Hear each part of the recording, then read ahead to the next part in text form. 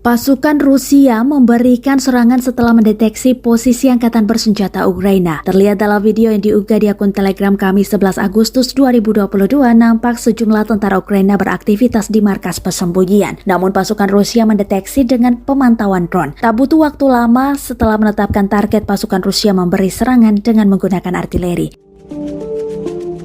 Untuk diketahui, secara total 267 pesawat Ukraina dan 145 helikopter, 1.720 kendaraan udara tak berawak, 365 sistem rudal anti pesawat dieliminir sejak awal operasi khusus pasukan Rusia. Juga 4.283 tank dan kendaraan tempur lapis baja lainnya, 795 sistem peluncur roket ganda, 3.286 artileri lapangan dan mortir, serta 4.807 unit khusus kendaraan militer dihancurkan selama operasi ini, kata jubir militer Rusia, Letjen Igor Konashenkov.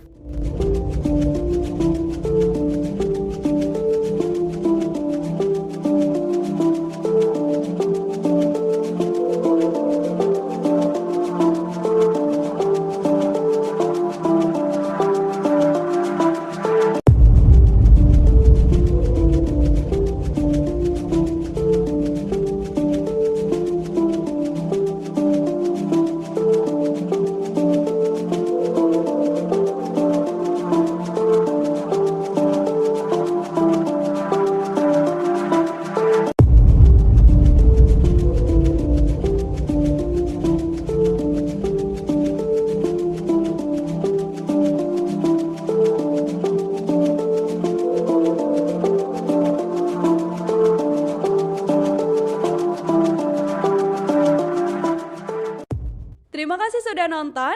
Jangan lupa like, subscribe, dan share ya.